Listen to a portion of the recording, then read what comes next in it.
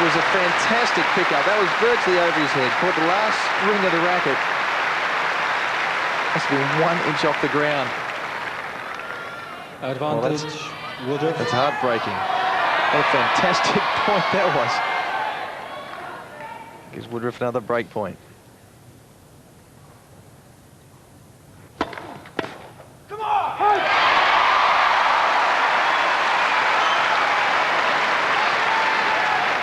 There he goes again. He really needed that point. The first serve was in and fast.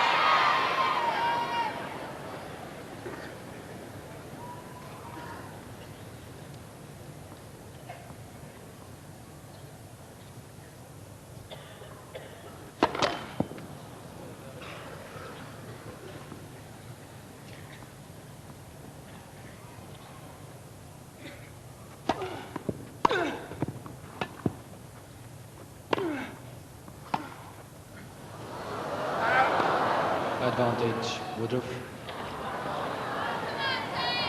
Well, that backhand had a lot of backspin. That makes the ball float. 4th break point.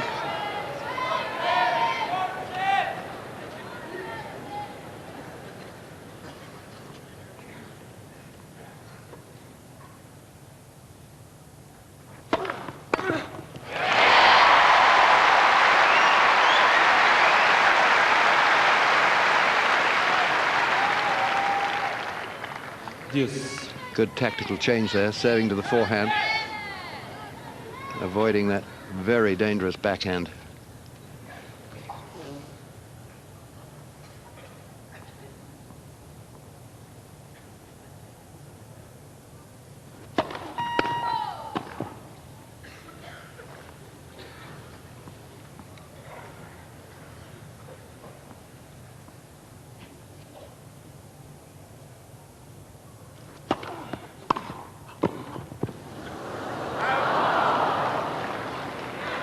Advantage.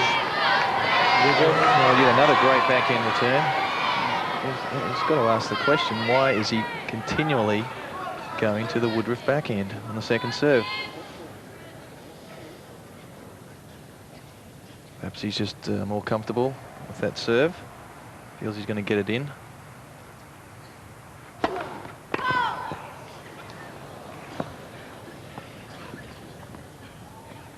This is the 5th break point and second serve.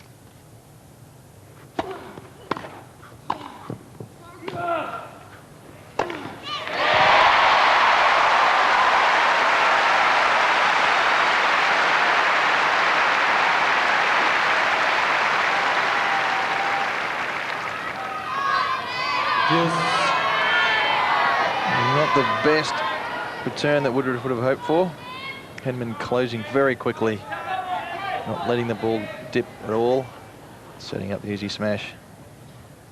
Back to deuce again.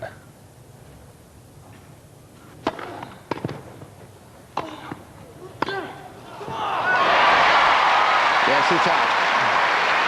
Took some time for the arm to come out by the line judge. Advantage, Henman. Henman taking his time because here is set point.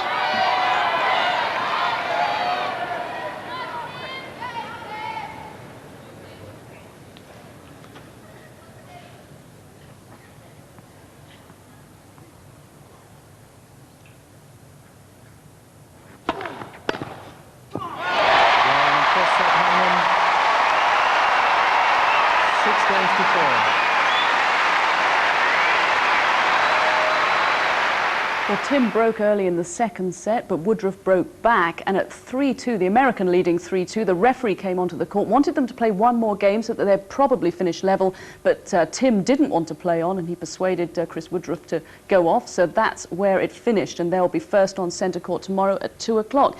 And Pam, that's surprising in a way, because the referee, you can understand, wanted them to finish level, so that they come back tomorrow with no advantage in that set. Yeah, that generally is what happens. We saw it last night with Capriati and Huber, and then also Kapelnikov and Larson at 5-all, yeah. I remember a couple of years ago I stopped at 6-all, but obviously a little bit of pressure there on Alan Mills by the British #1, and Also, Chris Woodruff of the I suppose United if the players States. agree, you can't argue. That's the can you? thing. Chris Woodruff, who is one of the nicest guys out there, he just said, "Oh, I'm fine, I'm happy, let's go off at 3-2. Just watching there, though, Tim obviously wasn't happy, but then he's had to wait. He was practicing at 2 o'clock, and he doesn't come on until 7. Well, these are the awkward days when you're third on and you get a 5-setter, a 3-setter, then you come on late, you know you can't finish, and obviously Tim was in a very foul mood. I mean, we were doing a little lip reading there. He was angry, and it's understandable because now he's behind. He's behind the rest of his section of the draw, and if he ends up having a tough match tomorrow, he's got to come back the next day if he wins, and it can build up at Wimbledon. Yes, the players certainly treasure those days off, but Tim will be back on court tomorrow, as I said, at 2 o'clock. Well, what happened elsewhere? Well, Gary takes a look at the main stories from today.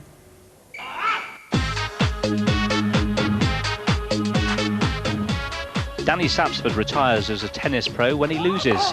He's having his best ever run at Wimbledon, playing probably his best ever tennis.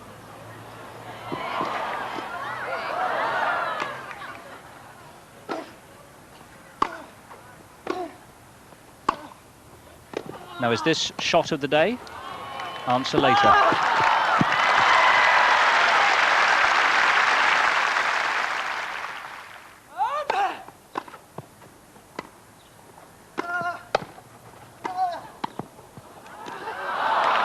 The one worrying moment today, though, against Galo Blanco, a bad bout of cramp.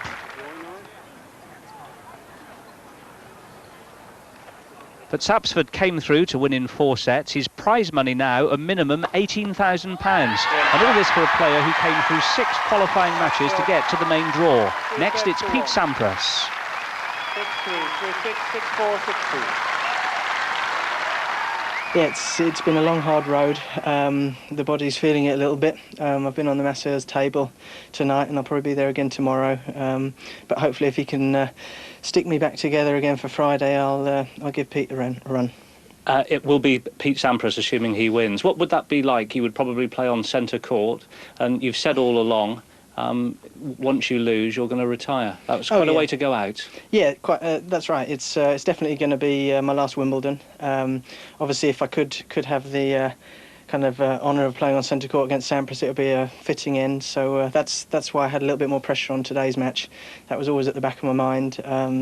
But like I say, I'm very happy I pulled through. Yeah, and just for getting to the third round, I think, some £18,000 you've won. That's OK, isn't it? That's all right. I think my wife's already spent that, though. So, but I was saying earlier, the money on the court, you really don't think about it. You're just competing, and you want to win the match, irrespective of the money.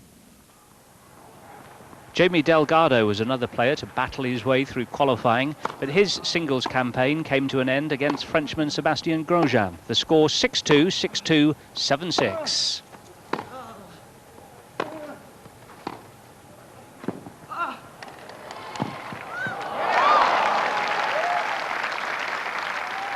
And it was a French opponent who ended Louise Latimer's interest. She went down, though, with a fight before losing in 3 to Sarah Pitkowski.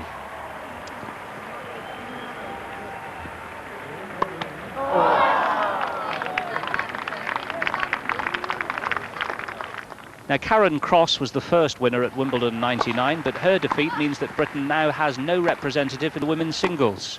She was crushed 6-2, 6-love by Kim Clijsters.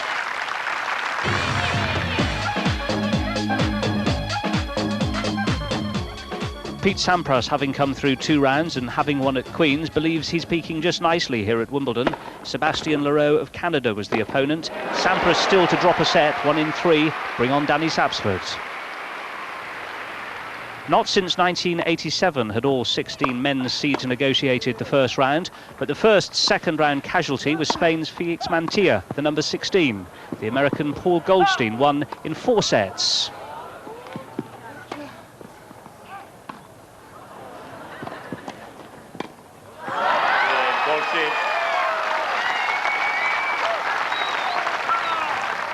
Now, Jim Courier knows Wimbledon really well. This is his 11th visit, and he said afterwards he's really enjoying it.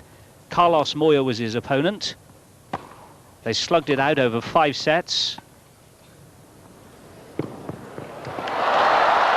Moya, the number 12, after shots like that, is on his way home. Mark Philippoussis was up against fellow Australian Mark Woodford. It was a really tight encounter. Woodford won the first set, but Philippoussis clawed his way back, serving 38 aces in his 4-set victory. This is Yevgeny Kafelnikov against Paradorn Shrikofan, a qualifier from Thailand, and at 7-9-4 in the world, the lowest ranked player in the men's draw. For a time, it looked like he might cause an upset, winning the first set, but the number 3 struck back to reach round 3. Well, now to the ongoing saga about equal prize money for the women. After his match today, Jim Courier had some words to say on that issue. The subject of money and how much women earn is quite a contentious talking point, and you have strong views. You don't think they should earn the same amount as you chaps, do you? Well, I think that basically the scenario right now is what they should be fighting for. Something that Tim pointed out the other day is for more prize money on their tour, because there's a large discrepancy on their average weekly purses compared to the men's average weekly purses. But what about a tournament like Wimbledon? Well, I think a tournament like Wimbledon, what we have to look at are the Q ratings. In the Q ratings, the men are requested 70%. I think the women's singles are requested somewhere around 25%, if I've got my facts correct, which I believe they are. That would tell me, if I'm looking strictly on that we're underpaid, actually. But I'm not going to go that far. I mean, all of us are grossly overpaid. The suggestion that the women need equal prize money it's a simple supply and demand issue, and if the men are more in demand here, then obviously the men should make more.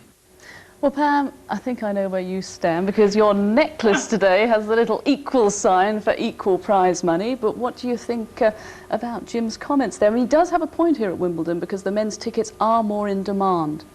Well, first off, obviously I come from the United States. So does Jim, but as a female in the United States, we've had a lot of great strides for many years with equality, U.S. Open for almost 25 years, Title IX, equal in college sports, men and women.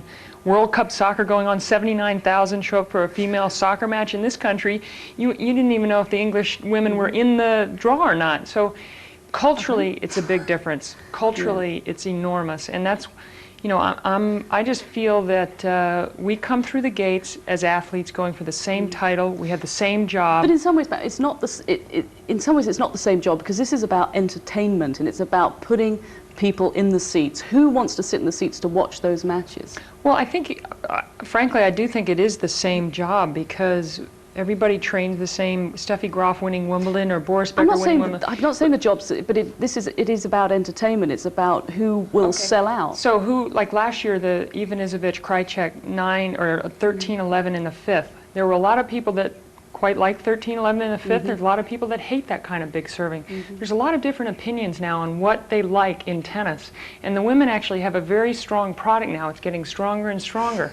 But there is a long way to go in certain cultures. And, hey, and there's Pam, places there is in the a long world, way to go, and we'll have to do this against Storm. places we can't even play tennis in this world. But anyway, we'll talk about it. We'll talk about it again. But back to the tennis. We've seen so many great shots, but we've picked one from court 13, and it came from Danny Sapsford.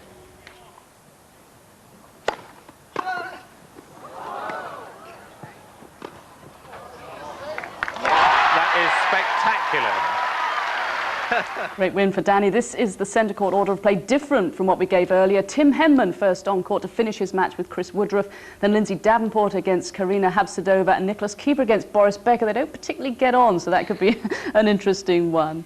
Well, Pam, I'm sorry I had to sort of cut you up. If we just look at the court number one, there's Agassi, it's Novotna, and two doubles partners, Bjorkman against Rafter. I'm sorry, though, Pam. You can cut me off anytime you want. Thanks very much. We'll talk about it again. But Steffi Graf was a winner today, a big favourite here, and with the autograph hunters. See you tomorrow. Bye-bye.